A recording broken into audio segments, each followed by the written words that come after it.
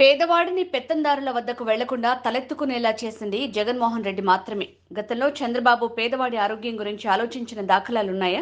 రాజశేఖర రెడ్డి ఆరోగ్యశ్రీని ప్రవేశపెడితే కార్పొరేట్ హాస్పిటల్ని బాగు చేయటానికి అని చంద్రబాబు అన్నాడు. ఎన్నికల ముందు బీసీలను మోసం చేయడానికి చంద్రబాబు వెనకాడాడు. రాజకీయాల్లో అధినాయకుడు తీసుకునే నిర్ణయాలకు కట్టుబడి ఉంటాం అని మంత్రి చెల్లుబోయిన వేణుగోపాలకృష్ణ అన్నారు. ఈ మధ్య రాష్ట్ర ముఖ్యమంత్రి వైఎస్ జగన్మోహన్ రెడ్డి గారు తీసుకుంటున్న రాజకీయ నిర్ణయాల వల్ల జరుగుతున్న ప్రజాబోధానికి, నిర్ణయాల వల్ల ప్రజల్లో లభిస్తున్నటువంటి ఆదరణకి తెలుగుదేశం పార్టీ వెంబేలుతుంది. తెలుగుదేశం పార్టీలో నాయకులు కంపిస్తున్నారు అని అనటానికి నిదర్శనం ఈరోజు ఈనాడులో పెత్తందారీ పోకడా అనే ఒక శీర్షిక రాశారు. పెత్తందారీ పోకడా అనే ఒక శీర్షిక రాశారు. పెత్తందారులుగా ఇంతకాలం ఈ రాష్ట్రంలో ఉన్నటువంటి బీసీ వర్గాలని బానిసలుగా చూసినటువంటి నాయకులు తెలుగుదేశం పార్టీ నాయకులు.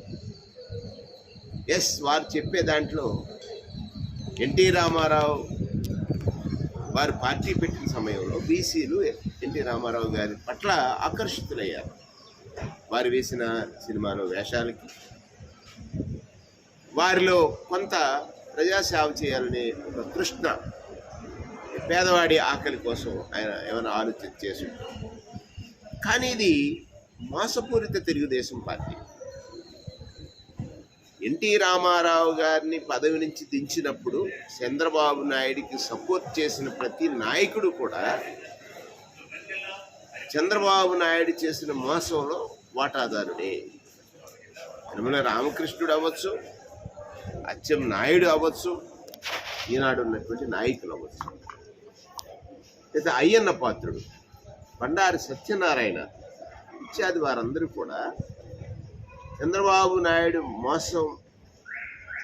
నాయుడు చేసిన మోసంలో వారు కూడా వాటాదారులే.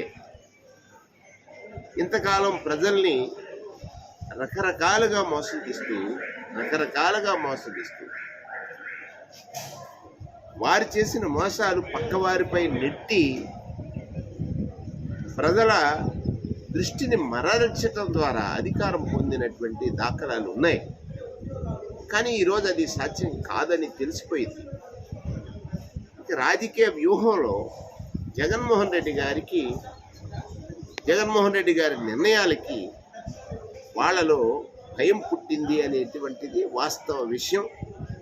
అందుకే ఈరోజు వారు రాజకీయ భాష కాకుండా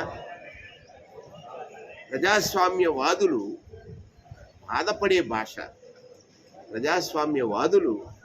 బాధపడే భాషను వారు వాడారు.